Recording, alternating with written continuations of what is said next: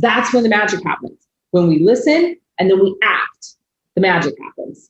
The universe will not rise up to meet you if you're not willing to do the work, period. But it will rise up and meet you every single time if you're willing to do the work. And you show up and you practice all the principles and you do the things, right?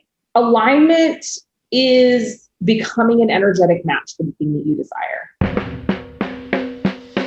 This is Leah Steele, aka The Wealth Witch, and this is my podcast. I'm here to activate you to remembrance of your divine birthright to be wealthy in all areas of your life. This podcast is for people ready to have controversial conversations about the financial control, manipulation, and tyranny that faces humanity today. I'm gonna live in freedom, freedom. I'm gonna live my destiny. I'm gonna live my freedom, freedom. I'm gonna live, the time is right now. The Wealth Witch. It's for the people who are ready to wake up, deconstruct their wealth programming, and free themselves from the financial slavery consciousness that serves the global financial agenda. I'm committed to realizing a new global wealth paradigm where economic freedom is the reality and where you get to design and live the life of your dreams. Now let's do the damn thing. So now let's talk a little bit about allowing and aligning. We talked a little bit about this when we were talking about receiving, but like, how do we get into alignment? Well, we stop fighting who we are and we embrace our feminine nature. We embrace that we are the storm. We listen to the divine guidance. We take the inspired action. The universe really desires to give to us. Like, it desires to give to us, but we have to do our part. We have to be willing to do our part, which is the inspired action. Like, it's taking the inspired action. And how we continue to align with that highest and best version of ourselves and with the things that we desire is by continually cultivating that connection to higher self and source, continuing to cultivate that connection so that we can receive the divine guidance. And then we actually show up and do our part. And this is another place where I think people fail a lot, is that they get the divine guidance, but then they're too scared to take the inspired action. That's our part. The universe can't do its part, and it certainly won't do its part if we're not showing up and doing our part. And our part is to take the inspired action. When we know the next right inspired action to take, we take it. You don't wait. You don't sit around. You don't hem and haw. You don't allow your ego to negotiate whether or not it's the right inspired action. You just go take the action. You just go do the thing, right? That's when the magic happens. When we listen and then we act, the magic happens. The universe will not rise up to meet you if you're not willing to do the work, period. But it will rise up and meet you every single time if you're willing to do the work. And you show up and you practice all the principles and you do the things, right? Alignment is becoming an energetic match for the thing that you desire. It's raising our energetic vibration so that we can become a match. It's determining the energetic vibration and frequency of the thing that we desire and then making ourselves a match for that. Yeah. And for me, I think alignment's the most important thing in the world because, you know, when things aren't going my way, I'm always looking for what's out of alignment. And remember that that is never anything outside of you. It's always inside of you. Your outer landscape is in direct correlation and a direct mirror to what's happening in your internal landscape. And so when we focus internally and we make those shifts internally and we look at where we are out of alignment, and we stop trying to play the blame game and look at everything externally and we start looking internally, that's when we really tap into the power of manifestation, because we realize that just one small tweak, one small shift internally can shift everything externally in a moment. Don't have all the signups you want for your program, shift one thing, they could all be there the next day. I mean, literally, that's how rapidly this can happen. And then there's the art of allowing, right? Which is, if you're having a hard time allowing, you're having a hard time surrendering. And chances are you're also having a hard time listening to your soul.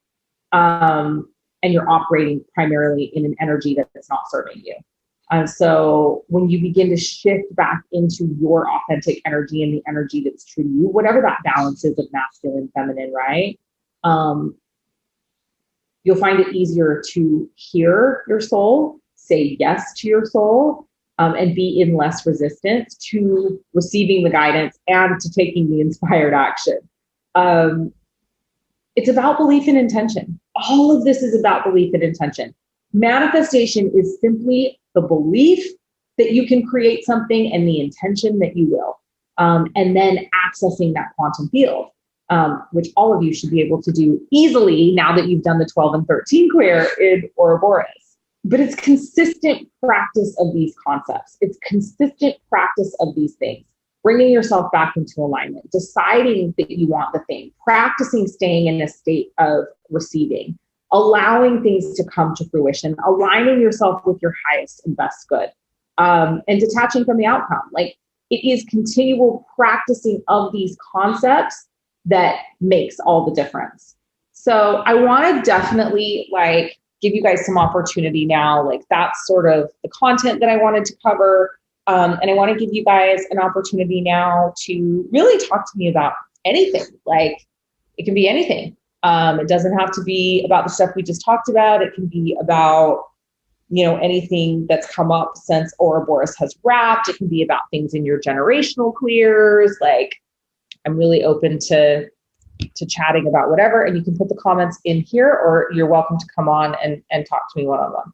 How do you get rid of the fear of manifesting the things that you don't want? Well, radical responsibility for your thoughts, right? As we begin to do this work, and especially as you decondition all your programs and beliefs, your limiting beliefs around money, wealth, and currency, you start to become better at manifesting. And you can manifest negative things just as easily as you can manifest positive things. And that is why it is vitally important that you be checking your thoughts and that you have radical responsibility over your thoughts.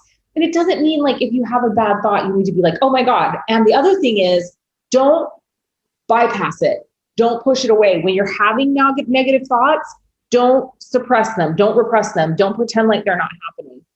Check yourself on it. Ask yourself, what's going on here? Get to the bottom of why you're feeling that way. Deconstruct it in the moment, because the repression is what enables it to fester. So you don't want to bypass it. You don't want to ignore it. You want to really get curious about why you're doing that, why you're having that thought. Is it ultimately true? Is there merit in it? That's where you enter into that state of curiosity and question, really question what's going on and why that's happening. And when you start taking radical responsibility like that, and you start deconstructing those things in the moment, you'll notice that the negative thought patterns get less and less and less. But ultimately, the truth is that we're going to manifest things that we don't want. That's how we learn, right? And so it happens, and it's always going to happen. We can limit that by really being disciplined in deconstructing our negative thought patterns.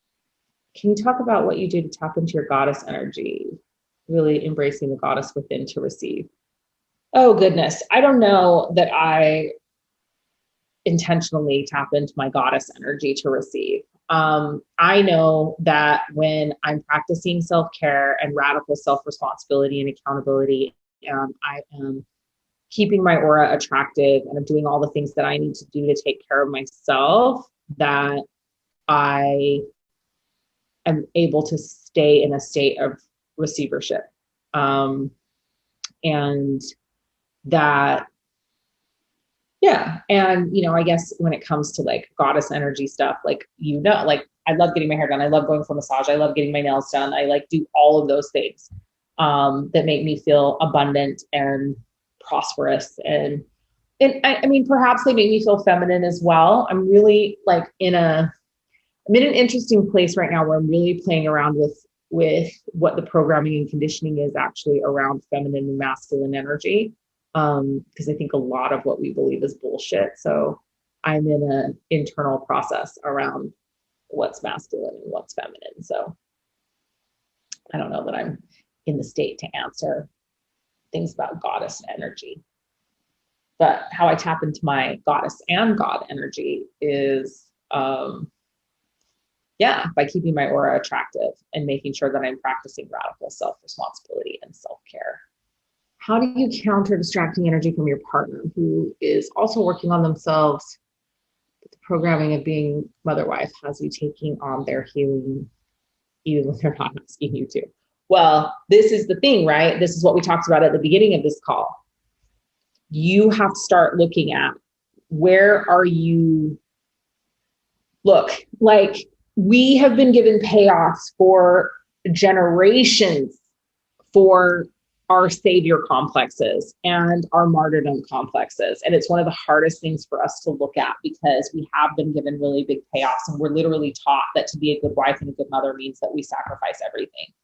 And that we fix everything. And so, and as spiritual people, what you're talking about, and then we have to heal everyone, right? Like it's our job to save the world. Like here we come to save the day.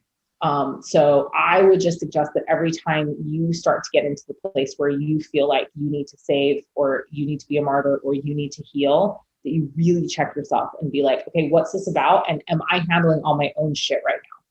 Like, is my shit pristine? Because until my shit's pristine, I need to not be worrying about what he's doing over there or what she's doing over there. And that's kind of the place that I come back to. Anytime I feel like I'm like, want to take somebody else's inventory and tell them what they should or shouldn't be doing, I'm like, yeah, but what's happening over here? I manifested something I didn't want because I was super clear. I manifested a great job making money, but it was also an unhealthy environment with long hours and I ended up getting fired. That really threw me for a loop. It made me scared to ever want anything again. Okay, so, but this is the learning experience, right? It's like the universe going, yes, you can have exactly what you want, but you weren't clear enough, right? This happens all the time. Like, don't be scared by that. Be like, wow, I'm fucking powerful and I need to be clearer next time. I need to get more specific. That just shows you how powerful of a manifestor you are, right? But you weren't clear about what it looked like for your mental health. And that's part of the reason why it's really important that when we're manifesting and we're getting clear on the things that we want, that we're getting clear on them from a very holistic point of view. We're looking at all the areas of our life.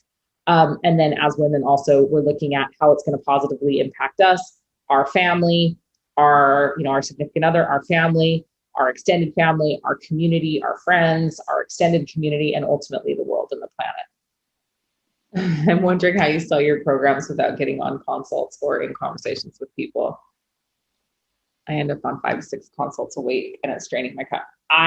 Because I would rather stab myself in the eyeball with a dull spoon than do that. And I'm just not energetically available for it. So I just decided a long time ago that I don't do sales calls or consults. I'll talk to people in Messenger and answer questions, but I'm just not available for it. It's exhausting. It drains my energy. I'd rather be spending my energy with you guys and be talking to people that may or may not want to buy my shit. And I honestly am just like, the way I feel is I just put my offers out there into the world and I know that the people that are right for them are going to come.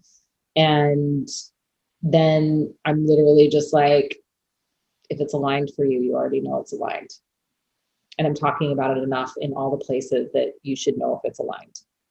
And you shouldn't need to get on the phone with me and talk to me about it.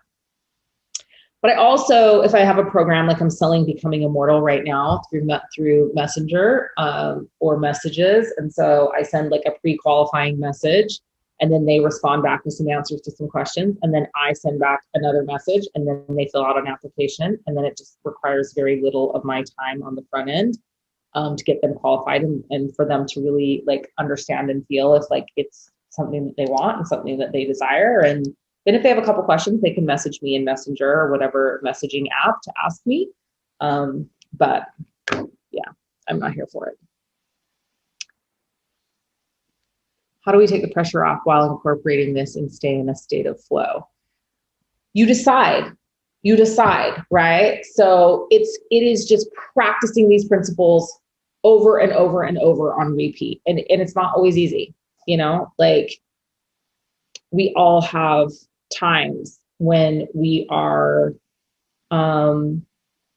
stressed or when we're under pressure or, when we want to make something happen. And those are the times that it's really important to come back to the basics and to come back to tapping into you know, where you are and where you're falling out of alignment, right? Like bringing yourself continually back into alignment in those areas. Collective emotions. How can I work on putting up a boundary that emotions don't tear me up, but I can still feel them, honor them? I've been dealing heavily with this, I think, job shit in my personal life, and it's just bringing the collective feelings around it too. Very overwhelming. It's like a sliding range between anger and rage that this is happening, in deep sadness that my own close friends and family are falling into the trap. Oh, jab. Yeah. You've got to have energetic boundaries. We have to have energetic boundaries. And because again, we can't serve anyone else if we're not stepping into our own sovereignty and if we're not being responsible for our own energy and our own energy fields. And part of being responsible for our own energy fields is not allowing other people's energy into those fields to negatively affect them. And so it's like, what are you energetically available for around your boundaries? Are you available for taking on the feelings of the collective? Because I'm sure in the hell not.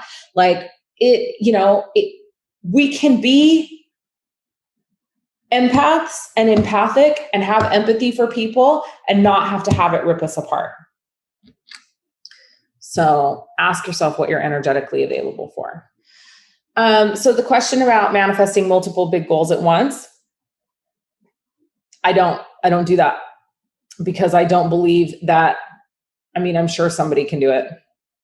I haven't mastered it yet. So if I've got a big goal that I'm working on, that's where I'm focusing my energy and my attention. And I'm not focusing on multiple things at once because then my energy is scattered.